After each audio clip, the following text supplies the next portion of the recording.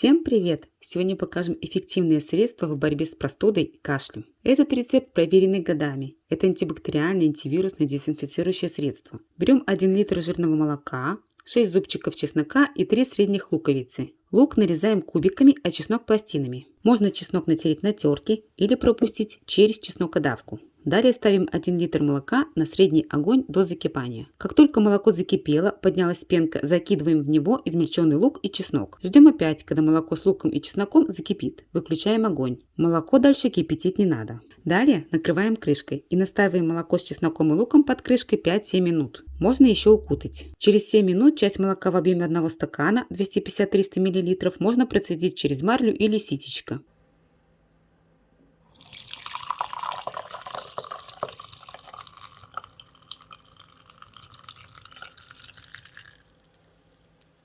Остальная часть остается непроцеженной под крышкой. Чеснок и лук не вытягиваем, пока не выпьем все молоко. В конце будет полезно мякоть лука и чеснока скушать. Это базовый рецепт. Далее уже по желанию. Можно в теплое молоко добавить кусочек сливочного масла, хорошо масло какао, натурального меда, куркумы и так далее. Можно добавить тертый имбирь. Мы на видео добавим лишь кусочек сливочного масла 8 грамм, так как органы дыхания, бронхи и легкие питаются жиром, то есть любят жирную пищу.